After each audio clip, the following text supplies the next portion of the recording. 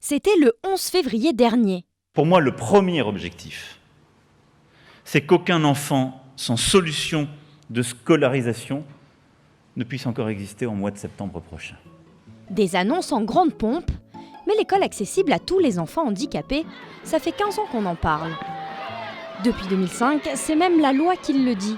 Tout enfant, peu importe son handicap, doit pouvoir être scolarisé dans l'école de son quartier. En jargon éducatif, on appelle ça l'école inclusive. Alors niveau inclusion, on a révisé pour savoir où on en est en 2020. Sylvie est l'un des visages de cette école inclusive. Elle est AESH, c'est-à-dire accompagnant d'enfants en situation de handicap. N'essaye pas d'aller vite, ça n'a pas très beaucoup d'importance. Essaye surtout de faire mot à mot. Et tu vas voir que si tu fais syllabe par syllabe, tu vas aller vite, d'accord ? 12 heures par semaine, elle vient à l'école pour aider Salem, qui souffre de troubles de l'attention. Sa présence soulage le reste de la classe.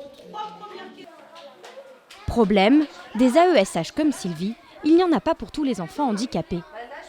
Dans la même académie, nous avons rencontré un directeur d'école. Soumis au devoir de réserve, il témoigne à visage caché de la situation des élèves handicapés dans son établissement.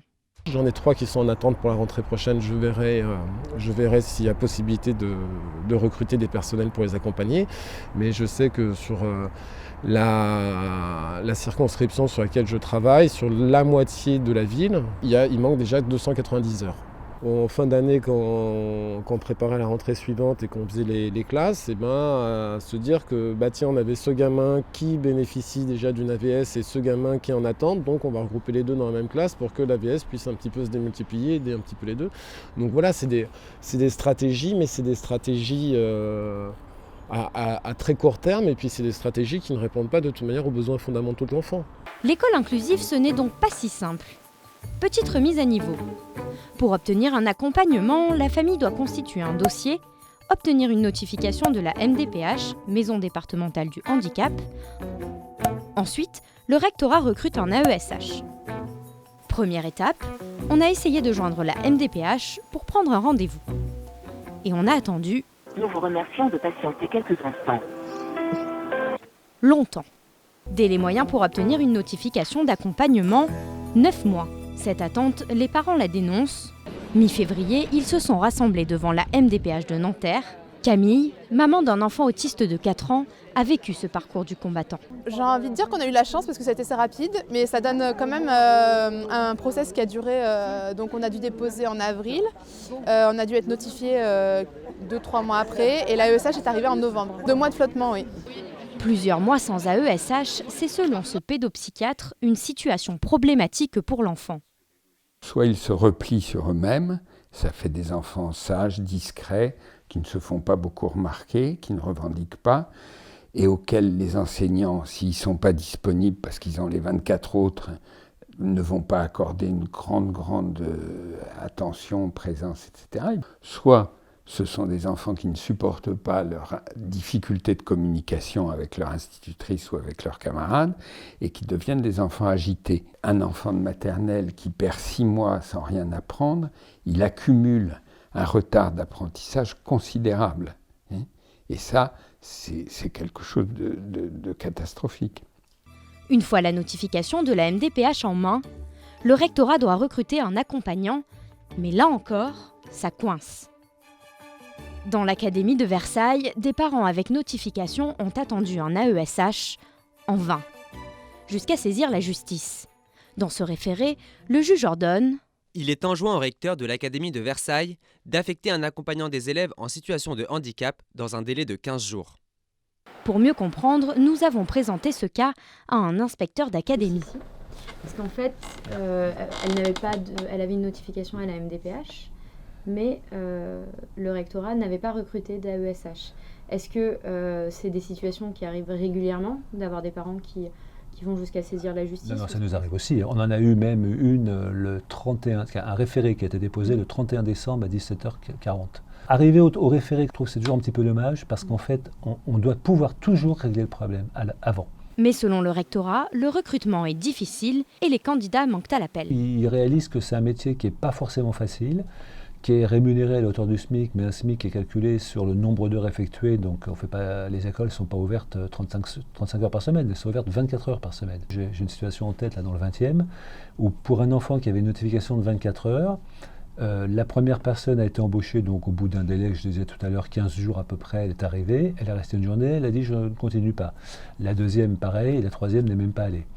Les AESH, découragés, mal payés, leur syndicat pointe du doigt un manque de considération. Bonjour. Vous allez bien ? Se battent tout le temps. Les AESH ont eu leur contrat. Il y en a qui n'ont pas encore leur contrat au mois de janvier, dans certains départements.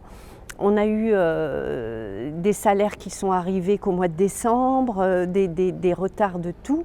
Tout est fait, avec une pression dingue, tout est fait pour dégoûter de ce travail. Autre couac, leur formation. En théorie, ce n'est que 60 heures, c'est-à-dire 2 semaines.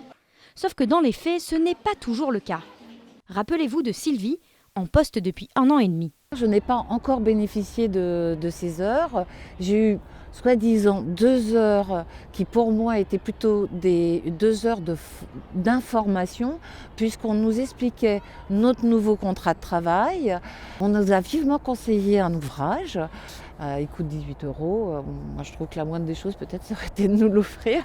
Pourtant, il y a quelques mois, le ministre de l'Éducation nationale s'engageait à renforcer la formation. 9 mois après, qu'en est-il ? Alors, normalement, tout AESH doit avoir 60 heures de formation par an. C'est un principe qui a été posé déjà il y a quelques temps et que maintenant nous mettons à réaliser pour de vrai. Et avec une attention quantitative, que les 60 heures aient bien lieu, qu'elles aient lieu le plus possible en amont de la rentrée. C'est un point très important, qu'on n'a pas encore parfaitement réussi, mais qui est en cours. Et puis deuxièmement, que cette formation-là soit de très grande qualité. Et alors comment vous expliquez qu'entre le budget 2018 et le budget 2019, les crédits à la formation aient diminué, quasiment de moitié ? Non, les crédits à la formation n'ont pas diminué. Je sais qu'il y a un député de l'opposition qui dit ça. Il se base... On a regardé. Oui, non, il se base sur... Non, sur le plan budgétaire, là on parle de quelques centaines de milliers d'euros, là où je vous parle d'un passage de 2,1 milliards à 3 milliards. Donc là, on est tout à fait capable. Là, le point dont vous parlez, c'est les frais de déplacement pour formation des AESH. Le ministre a tenté de nous donner une leçon. Alors en bons élèves, on a ressorti les projets de loi de finances. Et entre 2018 et 2019, le budget formation des AESH a bien diminué de 12,9 millions d'euros à 7,4.